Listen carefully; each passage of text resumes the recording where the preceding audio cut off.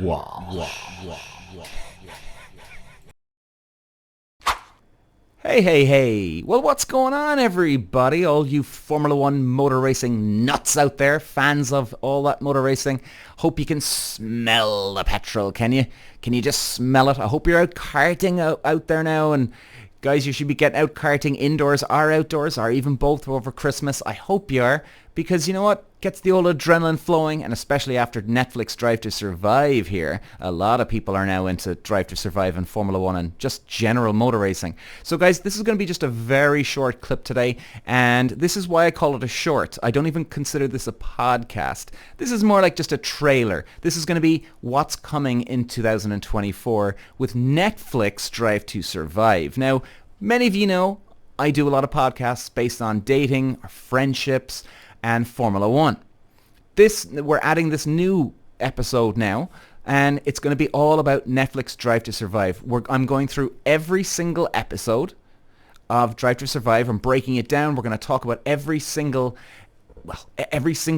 incident that we see in each of the episodes. And there's 5 seasons already, guys. So we're in 2023. So like in the 2024 season, we'll have a 6th season. Sorry, not episodes. We'll have 6 seasons, not 5. So there's going to be a lot to talk about, guys. And the main reason why I'm doing it is because I'm calling bullshit on a lot of stuff that I see. Many of you may or may not know, I was a former racing car driver, professional level, for 13 years. I know motor racing inside and out. Formula One, Formula Ford, Formula 2, Formula 3, no matter what level of car racing you get to, it's all the fucking same. It's the same principles. It's the same foundation of everything to do in motor racing. There's no difference from Formula Ford to Formula 1. People can go, what the fuck is he talking about? But hey, you gotta know racing driving to know what I'm talking about. And I'm not saying, by the way, I know more than you. I'm not saying that, guys, but it's probably hard to see if you've never motor raced before. But it really does boil down to that, guys. It's all the same thing. You got a team with 2 drivers. You race a car around the place as fast as you can. And the reason why they're so similar is because as a racing driver, you need to be at your best every single moment you get in that racing car. Whether it's practice, the motor race itself, or even just the qualifying, you have to get the best out of yourself, the team, the engineer, the mechanic, the team boss. You got to get the best out of yourself on the track. You got to be the fastest way around. The ultimate goal is the exact same here. So that's what racing is, and I'm going to tell you a lot of the behind the scenes. So for instance, now we're coming up, the next episode I'll be covering is Season 1, Episode 3. Now, I've covered the first 2 already, but there's going to be more to come in 2024, guys. I'm really excited about this one because it brings all my racing back, and I know the corruption, the bullshit, the moaning in behind the scenes.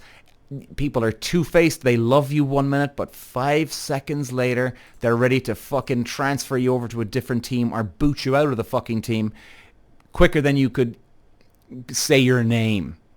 So it's going to be really exciting, guys, and we're going to go into the detail, like what a manager does, and even I've covered that in Season 1, Episode 2, what the role of a manager, a driver's manager or agent, what they do on a day-to-day basis, what the kind of training is, and we're going to break it all down. And if I see any bullshit on it, I'm going to call it. And I know there's a lot of people out there that actually believe that Drive to Survive is fake. They think all of it is fake. And quite honestly, I don't blame people because, if I was watching a tennis one, which I think there actually is, isn't there? I think I watched a bit of it, or was it the golf one? I'm not sure. I can't remember which one. But I wouldn't know what it would be like in the background. Now, I have an idea because, sport is probably can be very similar that way. There's always going to be bitching in the background. There's always going to be this or that. But with the ins and outs of it, the tennis one or the golf, I don't have a fucking clue. So I'd like to know if somebody's going to tell me, oh, that's actually true. That's make-believe. And I would say, guys, Drive to Survive would be I would say about 80% accurate. I always kind of jump between 75 up to 80, maybe 85. It depends on the episode that I'm watching. But I suppose but it's around that, guys. I mean, it's incredibly accurate.